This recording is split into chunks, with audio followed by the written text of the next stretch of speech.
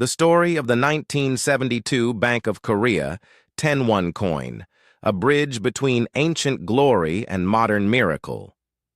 Imagine holding a small, worn brass coin in your gloved hand, one side showing a majestic stone pagoda rising like a tower of treasures, surrounded by elegant Korean Hangul script, and the other side boldly declaring "The Bank of Korea 1972" with a large 10. This is exactly the 10-won coin from South Korea's Bank of Korea, minted in 1972. It is not just money. It is a tiny time capsule from one of the most dramatic chapters in modern history, Korea's Miracle on the Han River. Hello, friends. Welcome to Vault of Old Coins.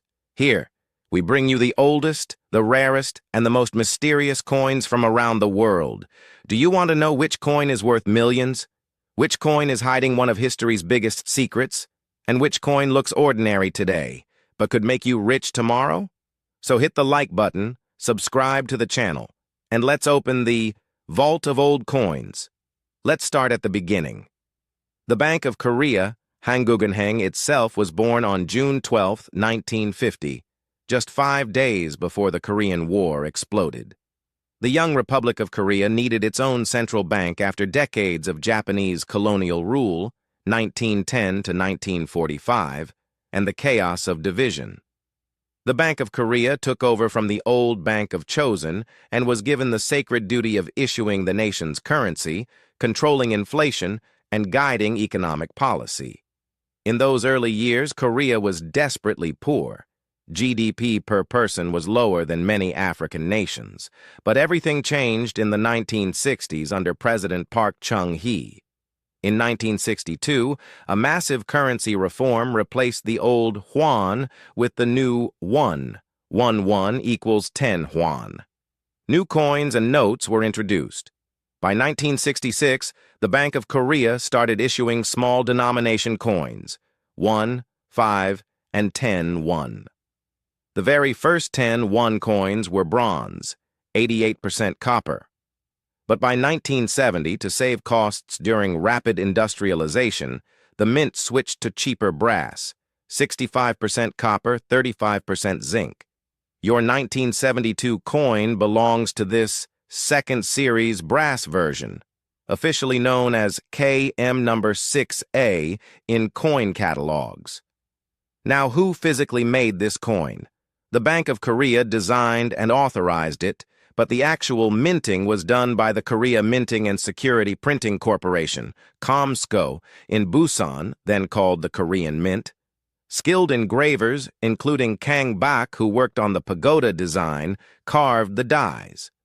In 1972 alone, they produced a staggering 270 million pieces of this exact coin. That is why you see so many today. It was mass-produced to meet the exploding needs of a growing economy.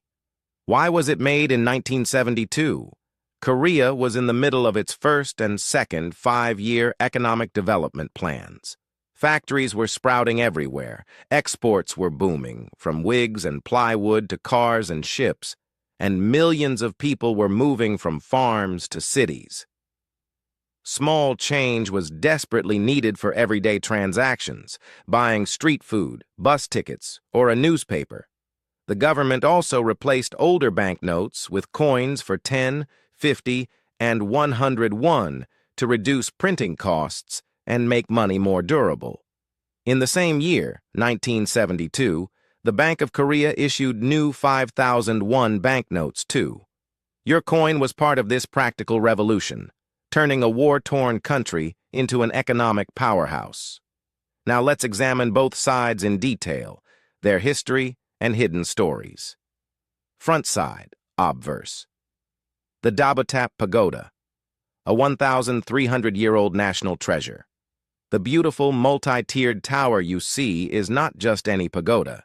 It is the famous Dabatap, Many Treasures Pagoda, national treasure number 20 of South Korea. It stands inside Bulguksa Temple, Bulguksa, in Gyeongju, the ancient capital of the Silla Kingdom. Bulguksa is a UNESCO World Heritage Site today. The real Dabotap was built in 751 AD during the reign of King Gyeongdok of Silla. A wealthy prime minister named Kim Daesung ordered its construction to honor his parents' spirits and to bring peace to the kingdom. According to legend, Kim Daesung was a reincarnation of a great monk, and he poured his fortune into this temple.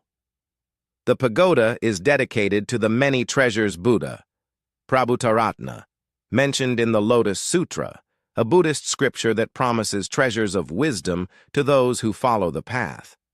Unlike simpler pagodas, Dabotap is incredibly ornate, a square base with 4 staircases guarded by stone lions.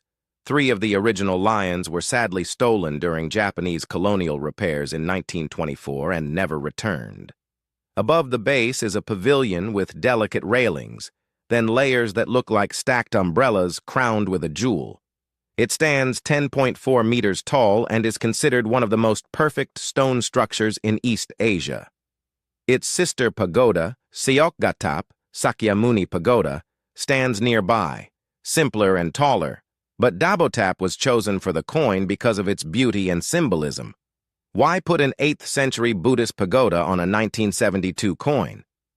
Because Park Chung-hee's government wanted to remind citizens, while we race toward factories and skyscrapers, never forget our ancient cultural soul. In the 1970s, Korea was modernizing at lightning speed, but the pagoda said, "Our roots are deep and strong." Every time a Korean child spent a 10-won coin, they saw their own heritage. The hangul around the pagoda reads, Sibweon Hangugun Heng, 10 won, Bank of Korea. The other side looks modern and practical. A big 10, the Bank of Korea, and the year 1972. The English lettering was intentional. It showed the world that Korea was open for business and its currency was official. The reeded, grooved edge helped prevent clipping or faking. This side has no fancy pictures because its job was clear. This is official money from the Republic of Korea's central bank. In 1972, South Korea was at a pivotal moment. The economy grew at over 10% annually, but challenges remained. Oil prices were about to spike with the 1973 crisis. Labor was cheap yet skilled, and exports needed constant push. The 10-won coin, being the most common small change, symbolized everyday resilience. Workers in factories, like Hyundai or Samsung's early plants, used these coins for lunch breaks or bus fares. Housewives in markets haggled with them. Children collected them as pocket money. It was the people's coin during the miracle era. Now, the international market value today, as of 2026. Because 270 million were minted in 1972 alone, one of the highest mintages for this series, it remains extremely common. In circulated condition, worn from use like your photo shows somewhere, it typically sells for $10 to $500 on platforms like eBay or Numista. In very fine VF to extremely fine XF condition, around $200 to $6,000 uncirculated UNC or brilliant uncirculated BU pieces fetch $500,000 to $200,000. Even high-grade certified ones, for example, PCG SMS 66, rarely exceed $10 to $12 million, as no major rarities or errors exist for this date. It's a mass-produced circulation coin, valued more for history and nostalgia than rarity. Collectors prize it as an affordable piece of the Korean economic miracle, often bundled in lots of 50 to 100 for under $12 million total, mostly to numismatists or tourists. The pagoda's story adds magic. Legends say when the Dabotap was completed in 751, a sacred text from the Lotus Sutra appeared miraculously inside, guarded by stone lions and dragons. It symbolized eternal treasures, wisdom, not gold. During Japanese occupation, 1910 to 1945, the pagoda was dismantled for restoration, but many parts stolen. 3 lions vanished forever. Post-liberation, Koreans rebuilt pride in such treasures. By putting it on currency, the government said, "Our past treasures fuel our future success." Interesting facts.